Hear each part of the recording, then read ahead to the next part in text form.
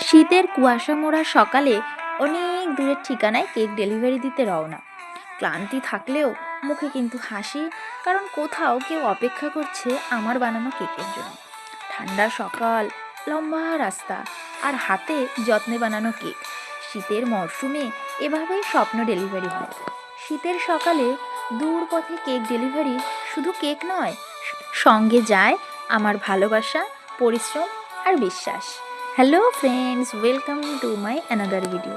তোমরা কেমন আছো? আশা করি সবাই ভালো আছো। আমিও কিন্তু ঠান্ডায় বেশ ভালোই আছি।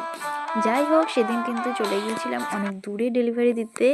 একা একাই কিন্তু যেতে হয়েছিল। তো এখানকার ভিউটা দেখো কি সুন্দর, মানে খুবই সুন্দর একটা জায়গা। তো এটা ছিল কিন্তু ব্যারাকপুর স্টেশন। সেখানে আমি কেক দিতে গিয়েছি। এটা ছিল আমার রিপিটেড ক্লায়েন্ট, তার সাথে সাথে কিন্তু আমার স্কুল ফ্রেন্ড ছিল।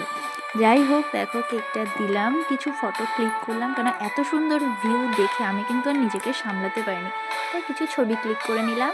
আরে দাঁড়াও দাঁড়াও, এবার তো তোমাদের কেকের ছবিটা দেখাবো। দেখো তো কেকটা কেমন হয়েছে, অবশ্যই কিন্তু এটা কমেন্ট বক্সে জানিয়ে দিও যে কেকটা কিন্তু কেমন হয়েছে। এটা ছিল বাটারস্কচ ফ্লেভারে 2 পাউন্ড একটা কেক।